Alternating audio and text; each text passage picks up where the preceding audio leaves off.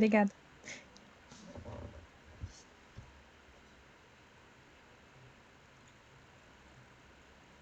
Olá, pessoal. Tudo bem? Sejam bem-vindos à nossa live Como Inovar na Prática em Suas Empresas. Bom, eu vou esperar um minutinho para ter certeza que as pessoas aos poucos vão entrando. E ao lado aqui eu vou vendo os comentários, as perguntas de vocês. Por favor, coloquem aqui as dúvidas que vocês tiverem.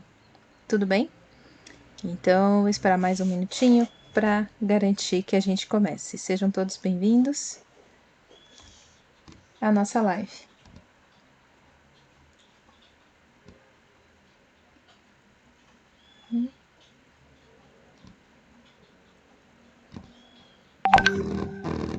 Ok.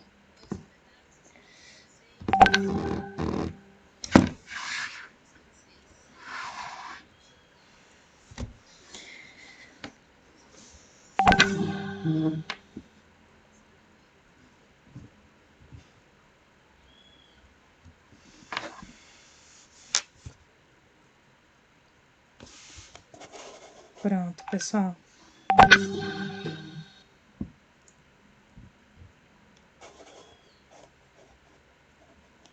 Me escutam?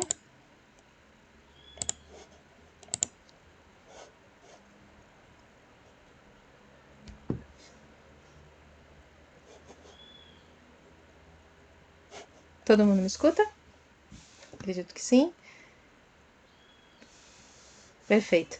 Bom, pessoal, boa tarde. Meu nome é Gisele Santos. É um prazer estar aqui com vocês para que a gente possa começar aqui o nosso bate-papo, tá? Como um primeiro quebra-gelo, né?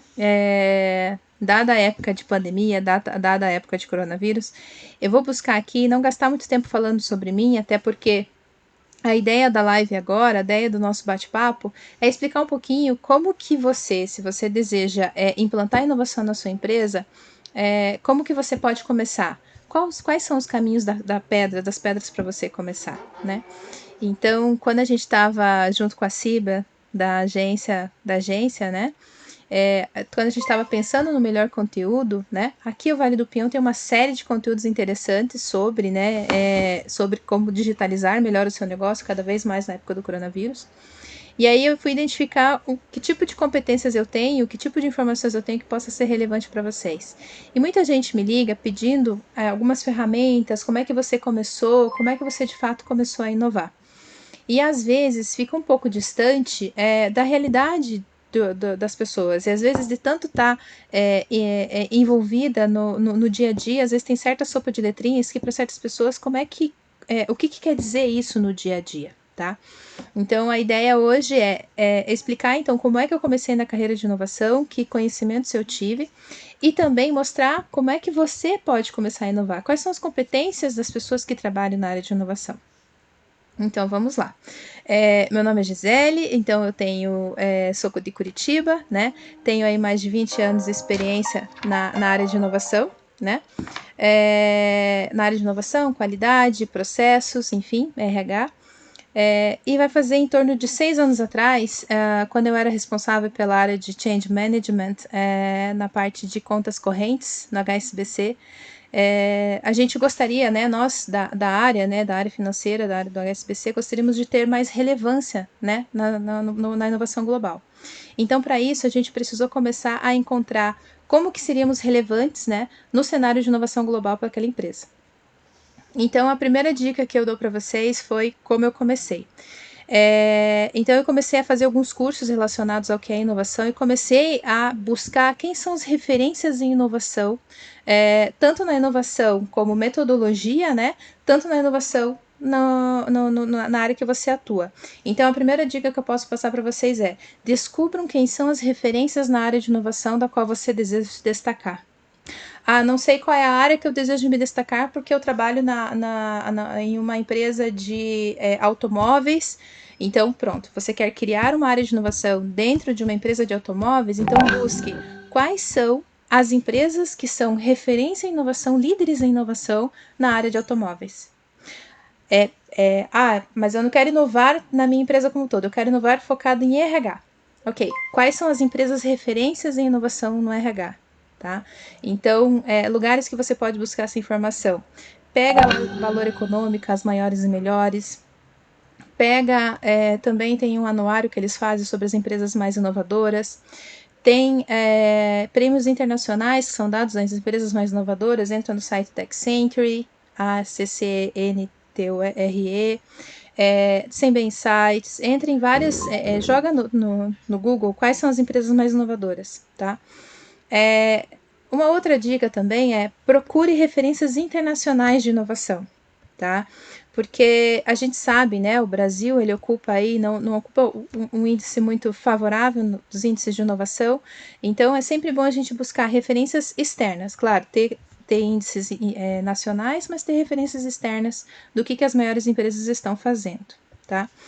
E quando você se debruçar sobre esses estudos, quando você olhar o que essas empresas estão fazendo, procure ver quais são as tecnologias que estão disruptando essas empresas, pelo menos nos próximos 20 anos.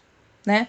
Então, procure buscar, por exemplo, índices como Gartner, Gartner,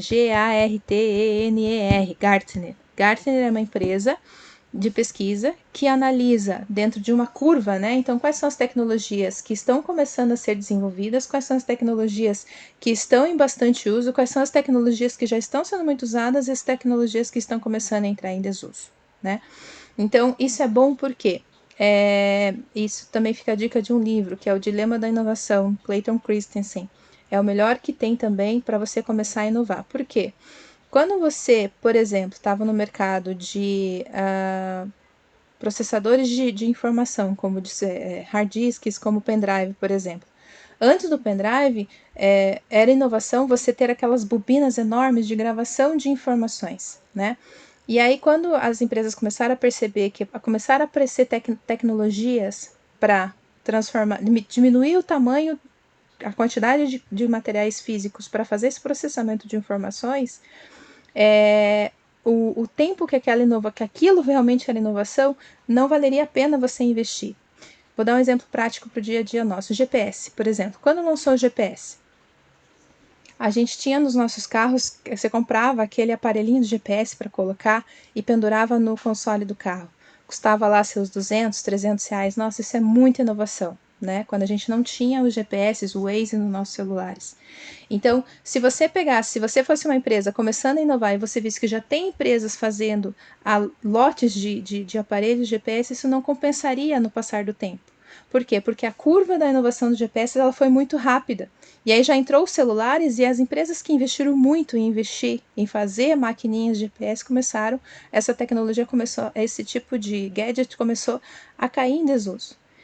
Então, o interessante de olhar esses gráficos de tendência sobre quais são as tecnologias que vão disruptar o segmento da sua empresa ou a área que você trabalha é muito importante, para que você tenha certeza de que ou o projeto que você quer encabeçar na área que você trabalha, ou a empresa que você quer colocar uma pegada de inovação, que você esteja mirando em alguma tecnologia que realmente faça sentido. Muito cuidado para investir em tecnologias que já estejam começando a cair em desuso, tá? Então, esse é um ponto muito importante. Falando em metodologias, né? Aí, quem estiver aí me ouvindo, que é rato de biblioteca como eu, né? Então, aí vem um pouco desse conhecimento autodidata. Se você um perfil muito interessante de quem trabalha com inovação é você ser bastante curioso e bastante autodidata, né? Não fique esperando que alguém te ensine o que é inovação. Tá? Inovação, até eu uso muito essa frase, inovação não é que nem um sistema de logística, que você pega lá um gestão de recebimentos, gestão de frota, gestão de roteirização, e você faz igual em várias empresas que você vai passando pela área de logística. Inovação não. Inovação, ela depende muito do mercado, depende muito da cultura, né? E por depender da cultura, não tem como a mesma receita que você implanta em uma empresa, você coloca em outra, né? Então, por exemplo, quando eu trabalhei numa das empresas, né? Eram dois bancos diferentes, HSBC e Bradesco. A mesma forma como eu comecei a área de inovação aqui dentro da HSBC e como eu cultivei a área de inovação aqui dentro, é totalmente diferente de como eu implantei dentro do Bradesco a plataforma digital, que é o InovaBra, né? Então, isso para mostrar para vocês que não é o mesmo modus operandi, não é a mesma metodologia, tá? Existe sim alguns conhecimentos básicos que você pode buscar. Aqui já dando, né, para vocês uma super dica tem um curso de gestão de inovação da Universidade de São Paulo, USP, que eu recomendo vocês entrem no Google, coloquem lá NAGI espaço USP Inovação. NAGI USP Inovação. O curso é totalmente gratuito, tem todas as matérias e disciplinas que possam fazer sentido para você começar a inovação. Então, por exemplo, o que é o Canvas, o que é a valoração de um projeto de inovação, que tipos de inovação, né? Isso também é muito bacana. Então você começa a perceber que inovação não é só coisa de louco, né? E sobre isso, Síbia, se tiver alguém perguntando aí do Facebook, por favor me avisa. Se vocês tiverem dúvidas também, se eu estiver falando alguma sopa de letrinhas aqui, Gisele, explica o que é isso. Vai jogando ali que eu já respondo no final do nosso bate-papo aqui, tá? Então, o que acontece? Quando você começa a implantar a inovação nas empresas, as pessoas elas têm dificuldade de acreditar que isso vai dar resultado, né? Como que você pode quebrar esse paradigma, né? Eu vou compartilhar a experiência prática aqui, né? Quando a gente começou a querer ser relevante no cenário mundial de inovação, como é que Curitiba passa a ser relevante num cenário de uma multinacional, né, que era a HSBC, por exemplo? A gente começou a identificar, então, essas tecnologias que faziam sentido para os bancos nos próximos 20 anos, e a gente também começou a identificar quais são as metodologias necessárias para inovar. E aí, num grupo que começou com 7, daqui a pouco tinha 120, daqui a pouco já tinha em torno de 97% da empresa, que era mais ou menos uns 920 funcionários, a gente começou a perceber que não bastaria a gente começar a inovar aquilo que só vai funcionar daqui a 20 anos. A gente tinha que fazer um mix entre o que vai existir daqui a 20 anos e o que a gente está fazendo de projeto hoje pode levar a essas inovações. Então, precisa também desmistificar de que inovação não é uma caixinha de ideias que você coloca ali no meio da empresa e as pessoas começam a dar ideias. Não. Você precisa antes ajudar os teus colegas de trabalho, isso também é muito importante. A inovação, ela não pode ser apenas você que traz a inovação. A inovação não vai funcionar dessa forma. Caso você queira ser a pessoa que queira começar a levar a cabo a inovação dentro da sua empresa, você precisa aprender também a ser cada vez mais colaborativo, né? Não existe hoje uma área de inovação que tenha sucesso que dependa apenas das pessoas do departamento. As melhores inovações são inovações quando você consegue fazer com que todos os funcionários da sua empresa saibam como começar a inovar. Desde a tia do café até o vice-presidente, ele olha as inovações e diga, aquilo ali é uma inovação que a gente começou. Tá? Então, para isso, você precisa mastigar o cérebro das pessoas com conteúdos que levem à inovação, ao caminho da inovação que você deseja caminhar. Então, pegando a primeira dica, que é olhar o horizonte da inovação, quais são as tecnologias e quais são os segmentos que estão inovando mais, né, nos próximos 20 anos, como é que eu consigo fazer um caminho contrário, trazer de trás para frente? E como que eu faço a empresa inteira a pensar em tudo isso junto comigo? Não seja maluco, não saia inovando sozinho, não dá para inovar sozinho. Inovação também, como eu falei, não é um processo de logística que você contrata o maior especialista logístico, coloca dentro de uma sala para pensar e em 2 meses ele sai com um planejamento estratégico. Não.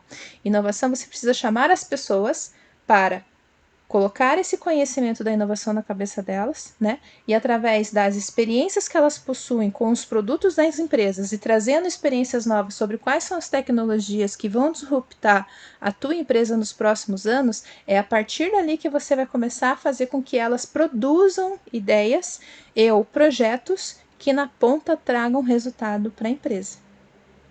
Tá? Inovação na largada, ela realmente gasta muito dinheiro. Por que é difícil inovar? Por que as empresas têm muita dificuldade de inovar? A gente vê aí índices, a Arthur Andersen, BCG, dizendo que mais de 50% dos executivos estão insatisfeitos com as suas áreas de inovação. Né? E mais de 70% dos executivos querem inovação nos seus produtos. Então, é meio dicotômico, né? E realmente tem bastante gente querendo inovar, tem uma área de inovação, mas não estamos conseguindo inovar. Por quê? Quando você começar a estudar sobre inovação, até tinha uma frase que o pessoal falava muito, né? Os novos funcionários, quando entravam na inovação, nossa, então quer dizer que vão pagar para a gente estudar? Não é só isso. A gente vai ser pago para estudar, desde que tudo que a gente está estudando no primeiro momento que alguém senta na cadeira para estudar, por exemplo, sobre como funciona a inteligência artificial aplicada ao mercado da alimentação, isso já tem que estar contando por que você está estudando alimentação. Por quê? Porque a alimentação. Por que você está estudando inteligência artificial focada no mercado da alimentação? Por quê? Porque eu estou olhando todos os índices dizendo que inteligência artificial é uma das principais tecnologias que vão disruptar o mercado da alimentação nos próximos anos. Quais são essas empresas? As empresas são essas, mas elas atuam no mesmo segmento específico que você? Sim. Elas têm tamanho, faturamento, cultura parecida com a sua? Sim. Elas atuam no mesmo mercado que você está? Sim. Então, quanto mais você tiver visibilidade de onde você quer chegar, fica mais fácil do primeiro momento, da sua primeira ação como departamento de inovação, ser mais assertivo e chegar aonde precisa chegar do que você querer tirar uma ideia da cachola, né, de uma hora para outra, tá? Então, criar esses movimentos dentro das empresas, né, criar esses movimentos, esses grupos multidisciplinares que estudem sobre tecnologias diferentes e que troquem entre si conhecimentos e informações sobre o que está acontecendo no mercado, no seu segmento, faz todo sentido. Porém, se aqui no fórum que a gente está conversando tiver você, que de repente tem uma empresa, lá eu tenho 5 pessoas na minha empresa, eu não tenho 900 funcionários, eu não tenho 140 mil funcionários igual as empresas, né, grandes aí, eu tenho aí 5 funcionários. É possível também, tá? É um time até muito mais fácil de gerenciar, tá? Então, a primeira dica valiosíssima é procure saber o que está realmente sendo inovação no teu segmento, tá? Ok. Bom, procure então também a próxima dica que eu te dou. Faça os cursos de gestão da inovação da USP, como comentei. E aí, a partir desse estudo, você vai identificar quais são os processos para você inovar, tá? Falando em processos para inovação, né? Em uma das empresas que eu trabalhei, eu fui responsável pela criação da plataforma digital de inovação. Então, eu fui responsável por criar qual era, junto com o time, né? Responsável por identificar qual era o ecossistema ideal que a gente precisava fazer parte, né? E aí, essa parte é importante porque você precisa descobrir quem são os tipos de fornecedores, os tipos de players que você que participam da cadeia de valor do seu produto. Então, por exemplo, no caso de bancos, né? Quais são os players que eu queria que fizesse parte do meu ecossistema de inovação para me ajudar a inovar mais? Investidores, mentores, universidades, startups, grandes empresas de tecnologia, profissionais como cientistas de dados, né? Então, como se fosse um mind map. Não sei se já ouviu falar em mind map, que você coloca o teu produto no centro e quem são todos os players em volta do seu produto no centro, né? Então, como é que você cria, como é que você se conecta com essas pessoas ao longo do tempo, para que essas pessoas ao longo do tempo, conforme o relacionamento que você está tendo com elas, através de eventos, né? Através de networking, você precisa cultivar essa rede de network, vocês vão trocando informações sobre, olha, na minha empresa estou com uma necessidade agora de uma startup que faça geomarketing ou georreferenciamento. Né? Alguém aí poderia me ajudar? Então, fazer parte de comunidades, fazer parte de movimentos, fazer parte de eventos, ajuda você a descobrir quem são os players que fazem sentido para mim. Às vezes, acabava acontecendo, eu falava com pelo menos em torno de 100 pessoas por semana, né? Eu fechava negócios com essas 100 pessoas? Não. O que eu fazia? Eu mantinha o networking ativo, porque eu poderia não fechar parceria com essas pessoas naquele momento. Mas eu sabia que, de acordo com os estudos, de acordo com as análises que eu fiz, aquele perfil, quando algum projeto aparecer como prioritário, eu vou saber que essa pessoa aqui vai ser muito necessária, tá? Então, criar esse networking que faça sentido com quais são os players que fazem sentido, quais são as empresas que vão te ajudar a criar melhores produtos e serviços é muito importante, né? Bom, então a gestão do conhecimento é muito importante. O que é a gestão de conhecimento? Estude, pesquise, encontre pesquisas relacionadas ao seu segmento, né? Não erre no básico, ou seja, na inovação copiar não é errado, né? Na inovação a gente diz, copiar é permitido, desde que você, claro, inove e faça diferente do seu concorrente, ok? Também, caso você esteja dentro de uma grande empresa, ou você esteja também numa empresa pequena, tem uma coisa muito legal de você estudar chamando gestão das incertezas. Na inovação, tem que ser permitido errar. Claro, tem que ser permitido errar e consertar rápido, né? Então precisa ter uma certa flexibilidade, né, para experimentação, tá? Então, estudar uma das metodologias que se usa muito, né, que é o conceito de MVP, tem um livro que eu recomendo muito, que é o Eric Rice, do Lean Startup, onde ele explica que, por exemplo, meu produto é um carro, né, que é o mais simbólico, é o mais genérico aí, da galera que já trabalha com inovação sabe bem. Eu não preciso construir o carro inteiro para validar se o carro vai levar uma pessoa mais rápido de um ponto ao outro. Eu preciso apenas do básico. Eu só preciso pensar no ar-condicionado? Já preciso gastar dinheiro com ar-condicionado? Não. Preciso gastar dinheiro com o tipo de se é couro? Não. Você precisa minimamente do banco e das rodas para ter certeza que o básico, que é rodar e ir de um ponto a outro, e o volante e o banco, já é o protótipo, para ter certeza que pelo menos algum tipo de viabilidade já existe, né? Então, entender o conceito do MVP ajuda a falar o que a gente chama, um jargão, é um pouquinho feio, mas é a verdade. Ideia ruim a gente tem que matar no berço, no sentido de, nasceu a ideia, se a ideia não está levando aquela inovação que você está vendo que é boa nos próximos 20 anos, minimamente bem estruturada, volte algumas casinhas para trás, comece novamente. Tá? Não deixa uma ideia ruim que você está vendo por A mais B, que não está comprovando, no mínimo semanalmente ou quinzenalmente, algum track de sucesso, algum tipo de resultado, mude a diretória, volta para trás, avalia novamente, mas não permita que algum projeto de inovação que você vê está se tornando um monstro, mas está difícil de trazer resultado para o teu cliente aqui na ponta, pare já. Né? Corrija o que realmente precisa ser feito, priorize, né? Então, por exemplo, se você tem uma empresa aí de 200 funcionários, vai começar a inovar, 3 grupinhos de 5 vão estudar as informações, né? Vão compartilhar as informações entre si, né? E cada grupo vai fazer a sua ideação, vai criar um possível projeto. Mas na hora de decidir por qual projeto vai ser melhor ou pior, utilize essa régua. Qual desses projetos é o mais simples para chegar no cliente final? Qual desses projetos estão mais embasados em análise de mercado, análise de concorrência, quais são as tecnologias, estão usando bases bem fundadas para você ter esse projeto, né? Estão pensando num protótipo minimamente viável, né, sobre isso? Tá? Quando a gente for, eu dei um exemplo de produto, né, de protótipo, mas pode existir protótipo de serviços também. Por exemplo, eu sou uma manicure e queria inventar um método inovador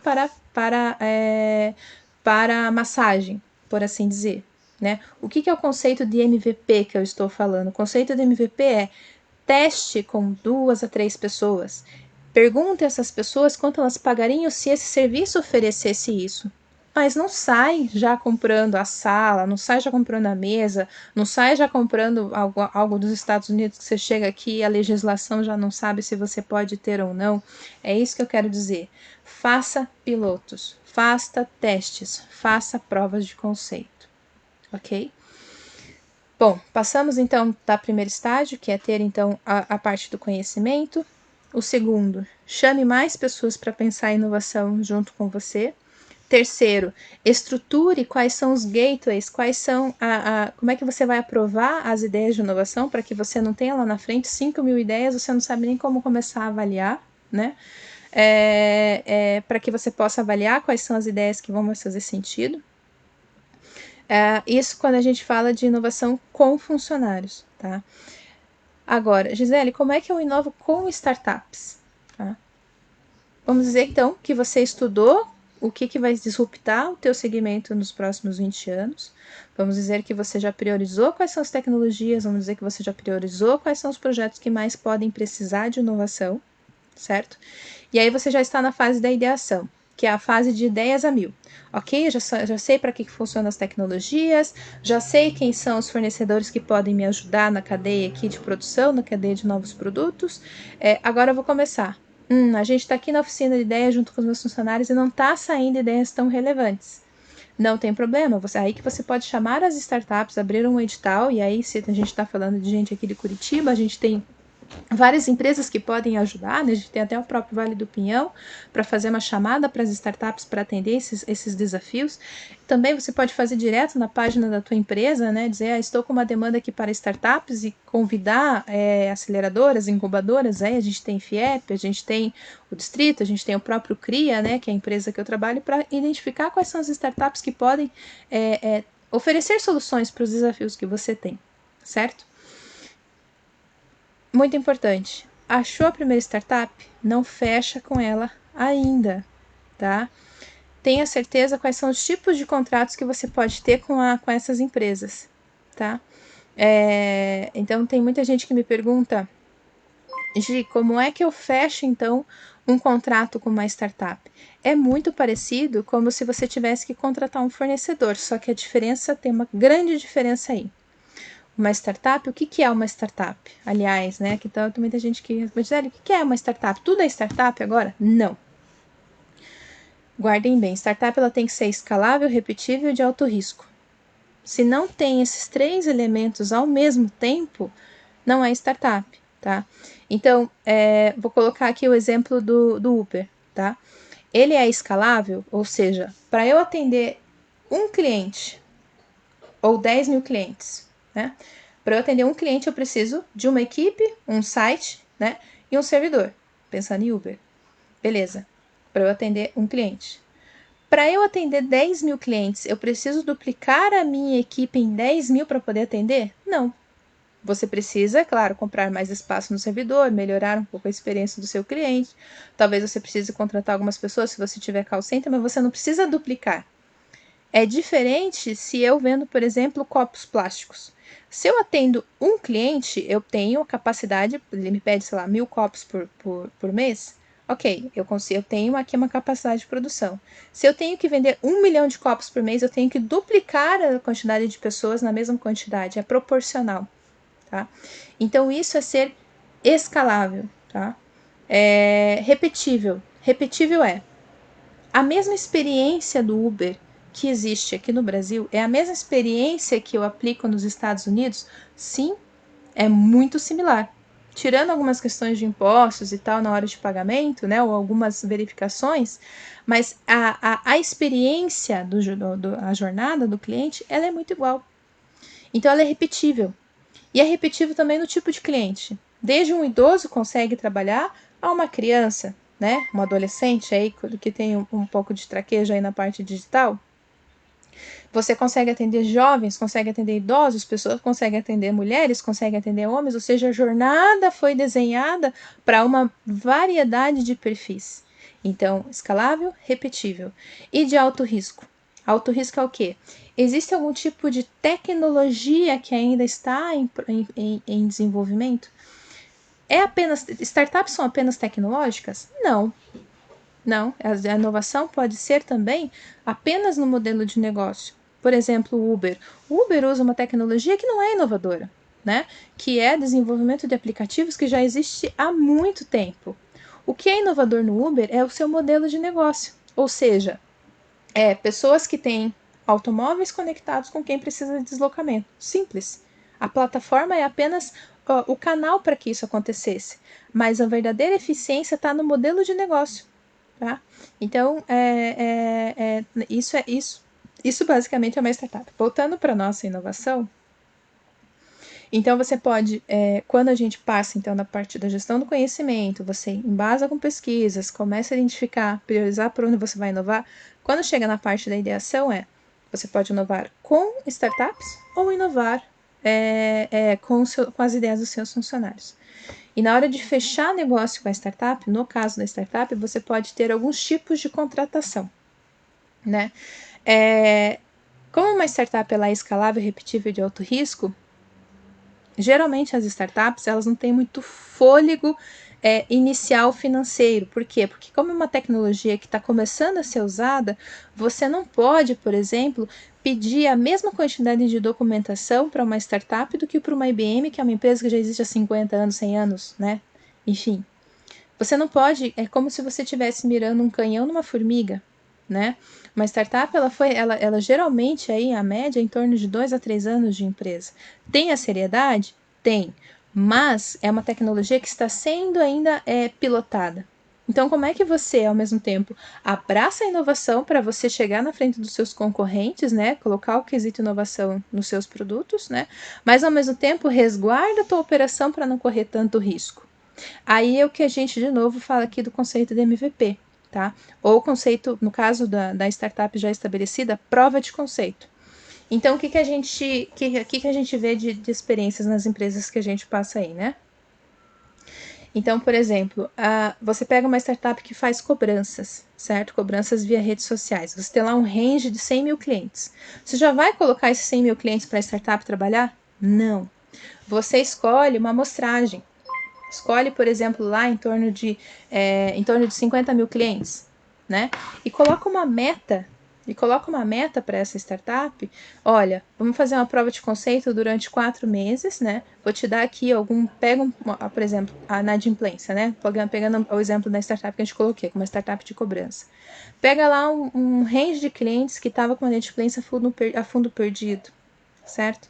E põe essa startup para pilotar esse momento. Para pilotar experimentar como é que seria o sucesso de cobrança com esses clientes que estão a fundo perdido.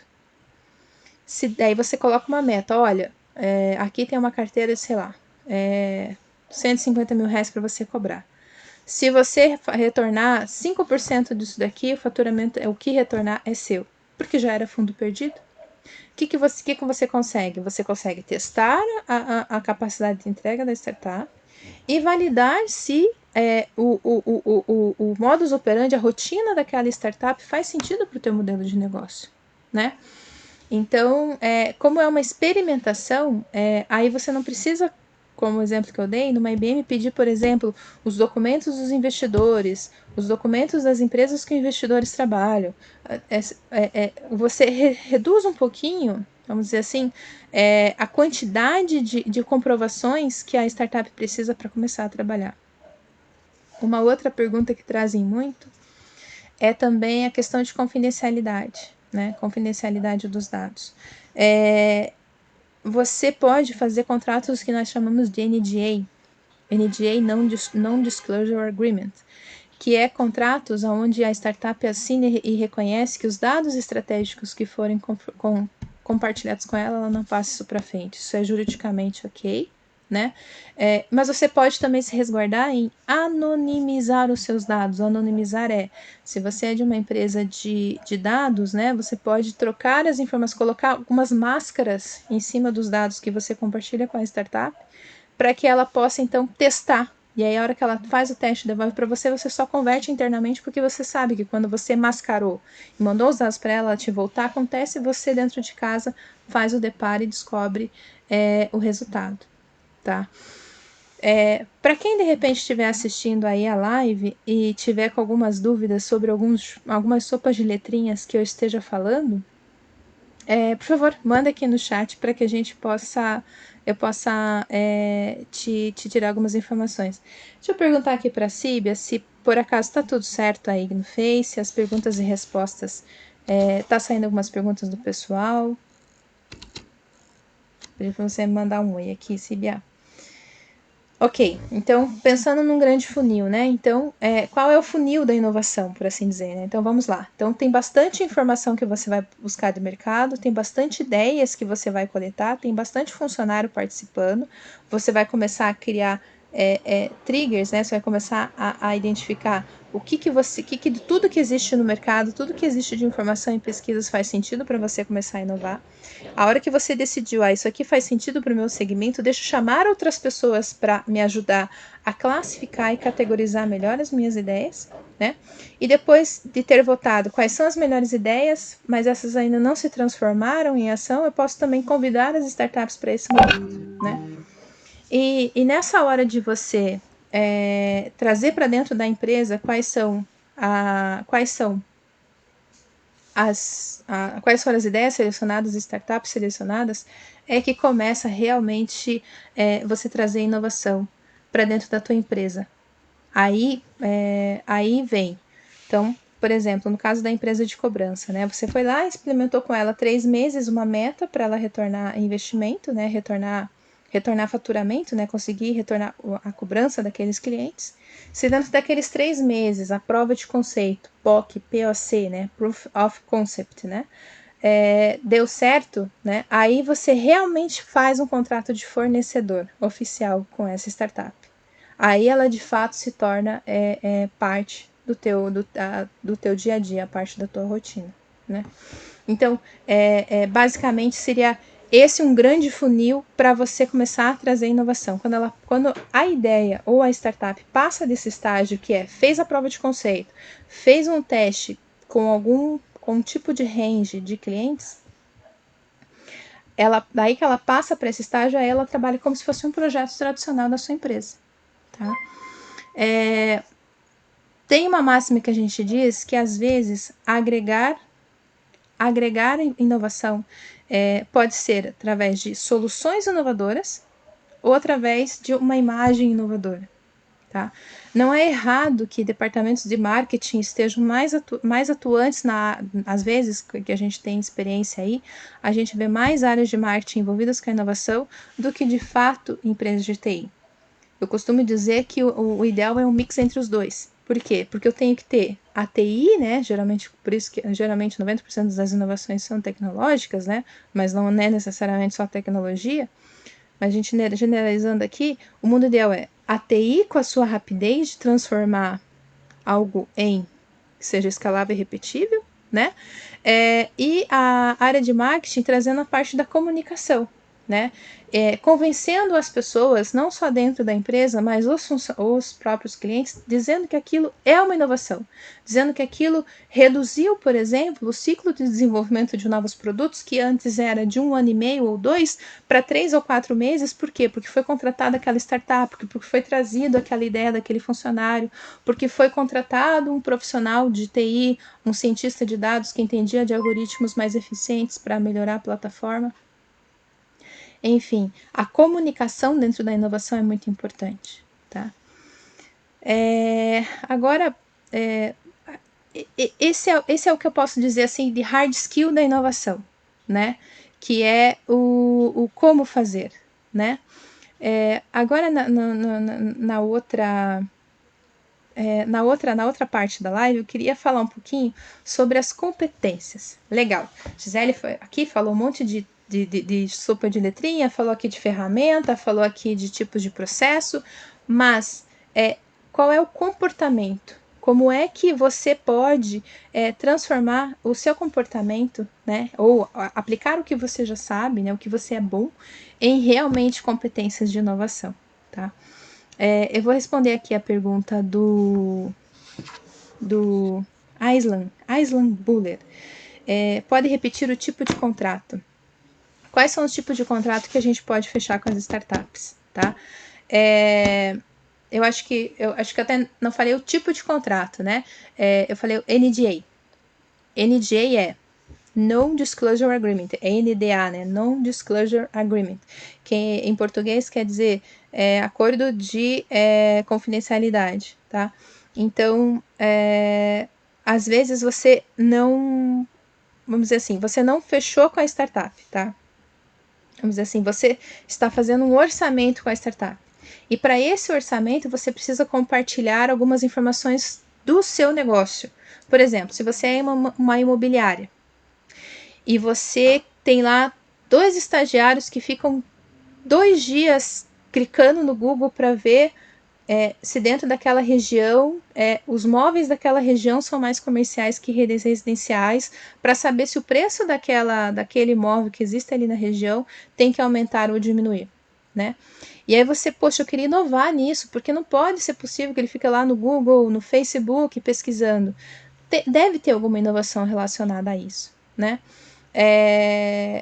E aí, para você mostrar para a startup, para você ir para a rua, meu Deus, mas eu vou ter que dar dados dos meus clientes, eu vou ter que dizer que endereço eu tenho imóvel, quanto custa os meus imóveis, isso são dados estratégicos, tá? Aí, para você chamar a startup para conversar, né? Eu nem conheço as startups, como é que eu vou dar dados do meu negócio? O que você faz, tá? Você anonimiza seus dados, tá?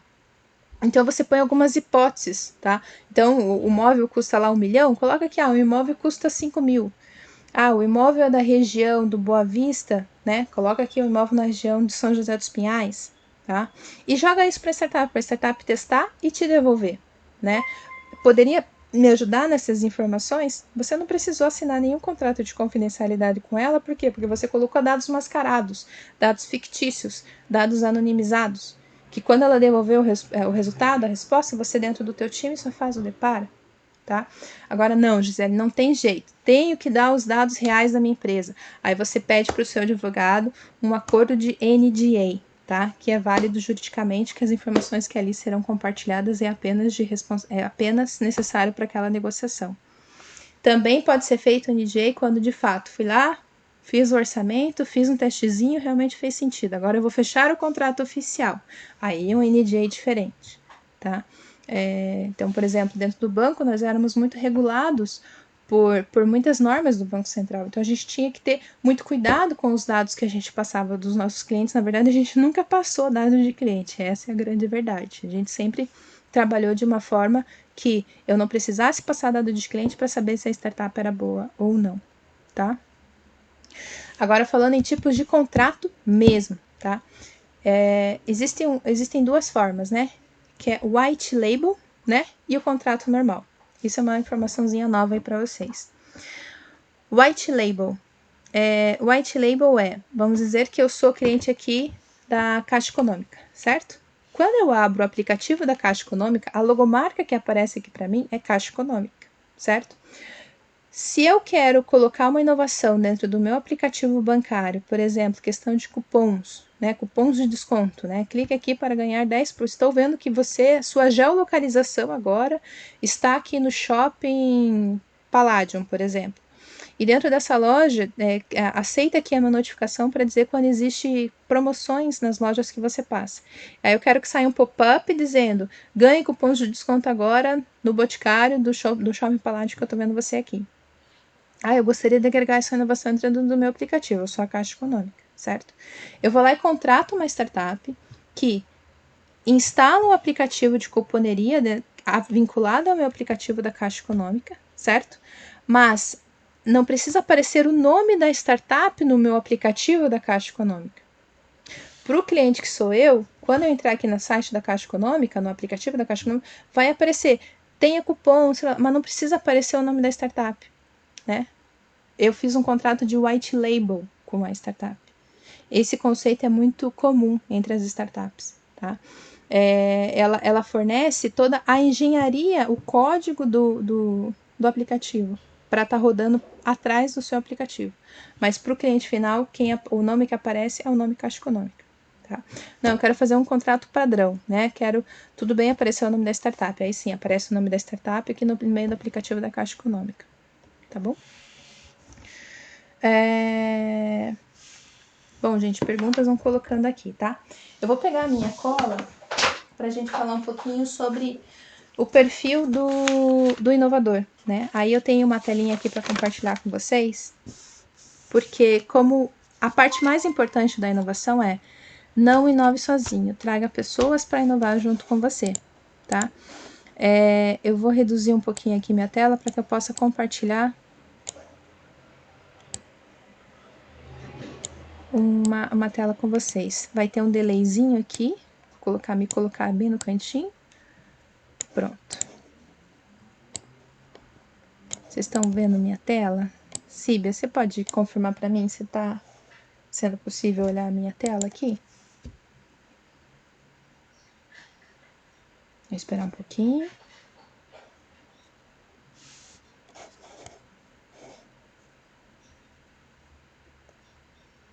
Ah, sim. Acho que já carregou minha tela. Tá dando para ver aqui a minha tela branquinha? Expertises de um time de inovação?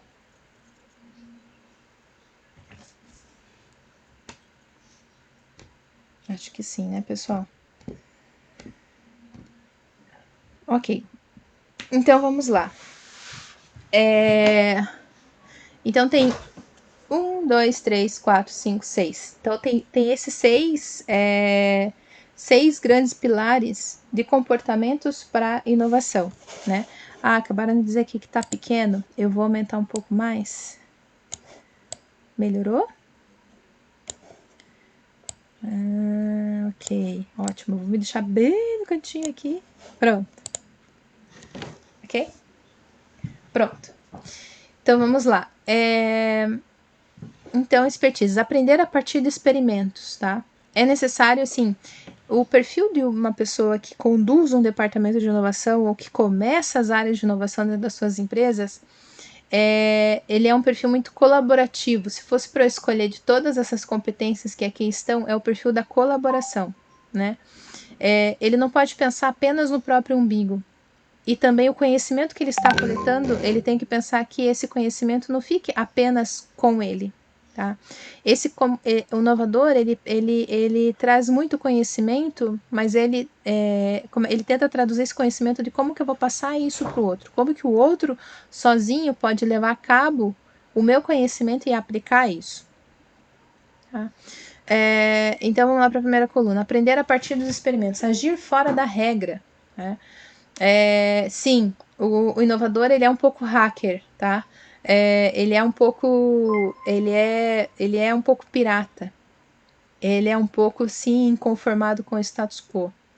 O perfil inovador, ele normalmente não é aquela pessoa que trabalha só das 9 às 5 e tchau. Se tem um baita projeto, vai fazer 2 anos que ele só trabalha das 9 às 5. Não.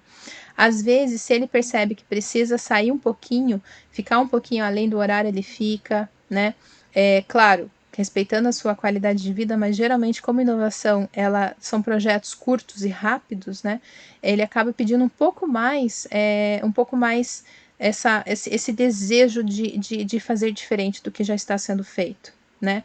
E se ele não pode trabalhar fora do horário, né? Ele batalha para que, por exemplo, dentro das suas 8 horas diárias, ele possa ganhar um tempo para inovar. Então, por exemplo, eu consegui fazer com que 50% do meu tempo fosse dedicado apenas para inovação. Mas antes de conseguir isso, penei muito, muito, porque eu precisava mostrar o que aquelas horas, o que eu estaria fazendo naquelas horas, né? O que cada atividade ia trazer de resultado para a empresa, quando que ia trazer resultado, como que ia trazer resultado, como é que eu ia engajar a empresa no que eu estava fazendo, como é que a empresa ia ganhar com aquilo. Né? Não adianta só ser disruptivo, você tem que ser disruptivo no seu comportamento, no seu pensamento, no seu modus operandi, mas você precisa mostrar que a sua disrupção tem nota fiscal no final do dia. Tá? Inovação é nota fiscal no final do dia, não tem outra melhor definição do que essa.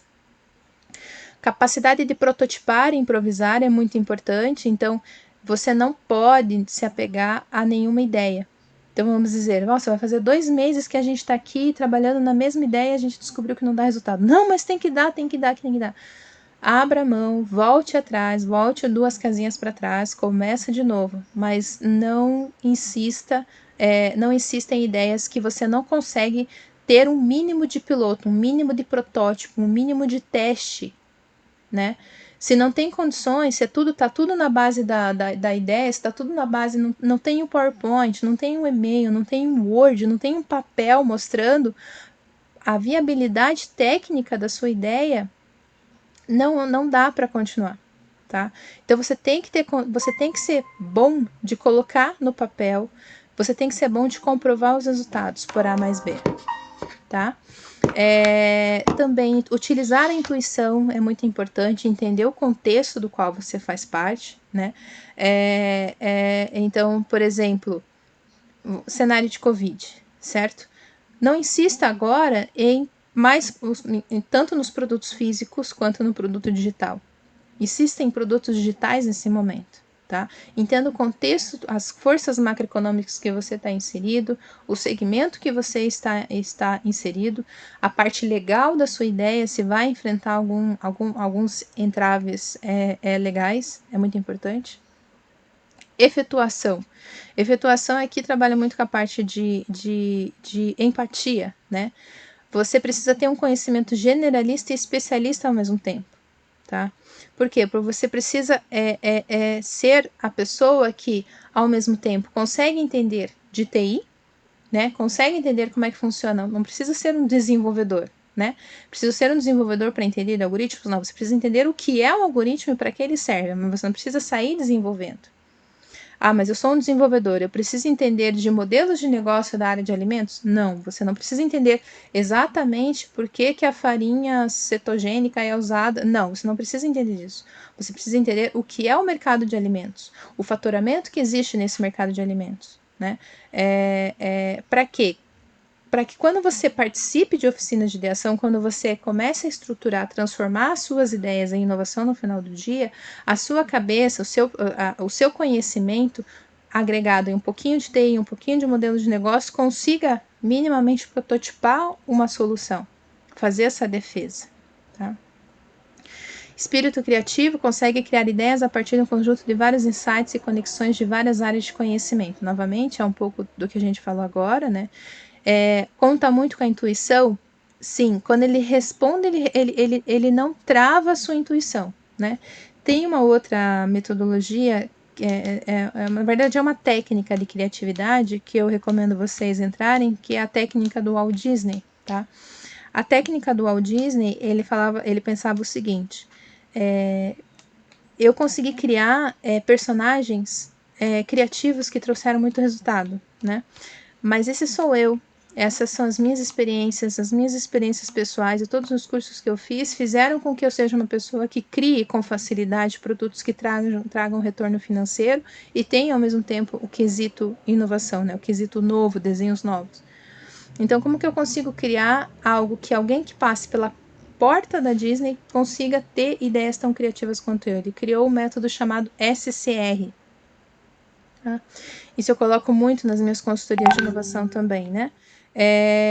SCR tenha dentro dos times que trabalham nas áreas de inovação pessoas com perfil sonhador, crítico e realizador. SCR, sonhador, crítico e realizador, tá?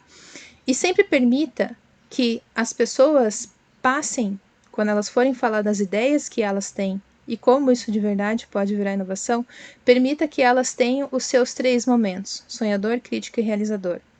E se você é a pessoa que está escutando essa pessoa falar, permita que você ative os teus 3 olhares nesse sentido. Então, por exemplo, se eu sou uma pessoa muito realizadora, quando a pessoa que tem o perfil mais sonhador falando,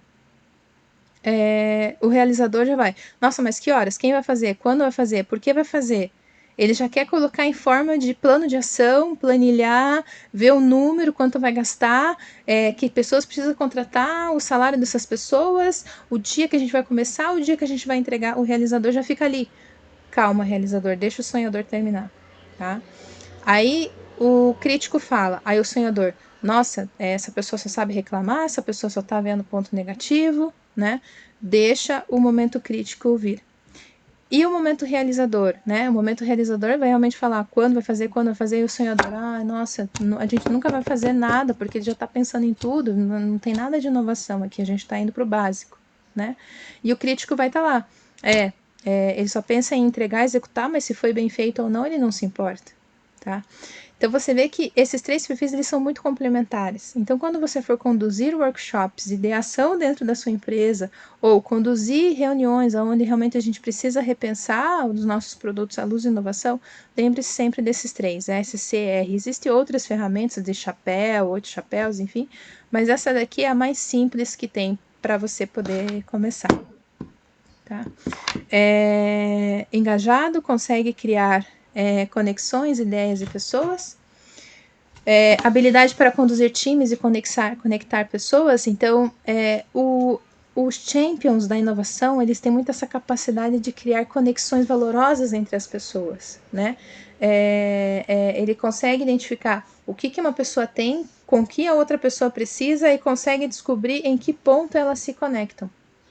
Então, a área de inovação, as pessoas das áreas de inovação, elas têm muita essa habilidade de encontrar, facilitar essas conexões, tá? E aí já vem em consequência ali a próxima pilar, que é a construção de redes, né? Ele consegue liderar workshops entre várias pessoas e fazer com que as pessoas se sintam à vontade para promover essa geração contínua de ideias, né? Consegue transformar o seu conhecimento tácito em conhecimento explícito, né?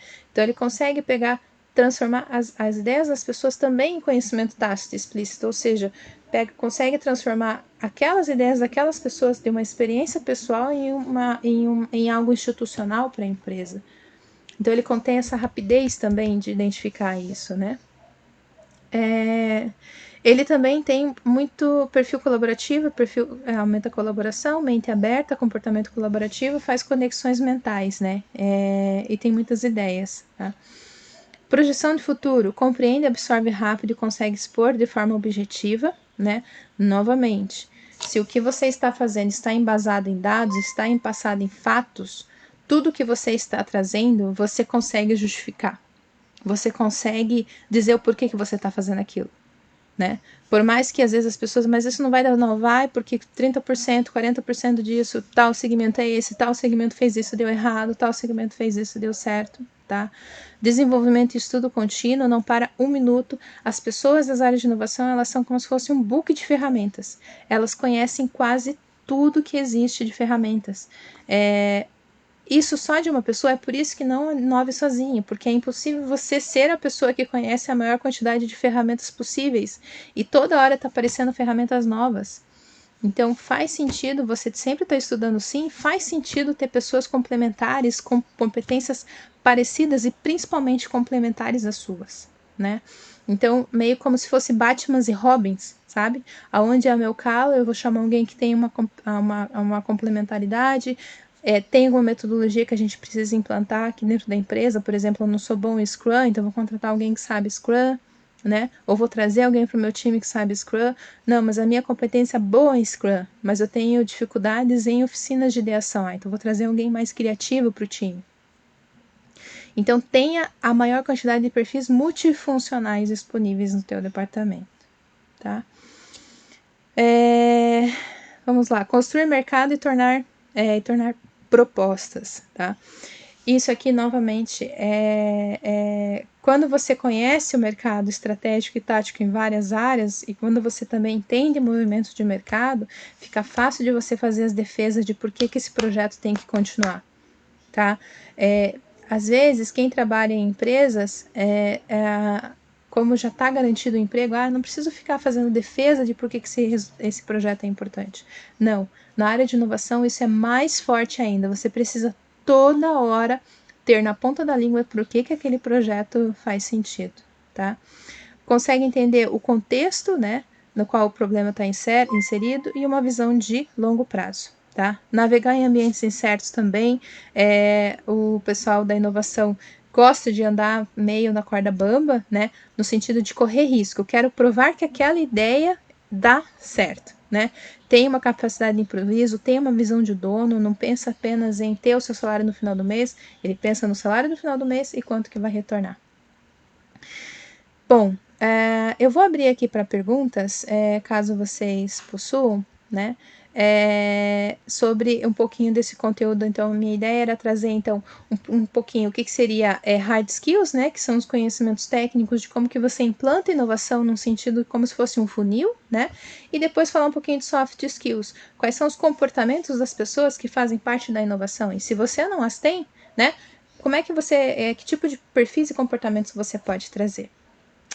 Tudo bem? Eu vou abrir aqui para perguntas e acho que mais uns minutinhos para que a gente possa finalizar aqui o nosso bate-papo. Deixa eu dar uma olhada aqui.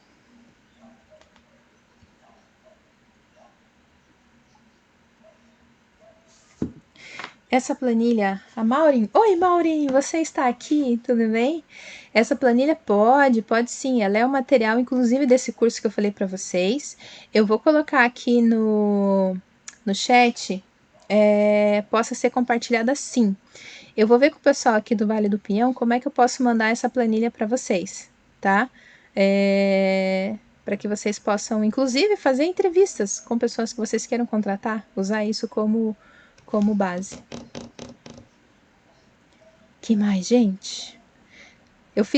Se eu falei palavras difíceis, perguntem. Gi, o que é isso? O que é aquilo?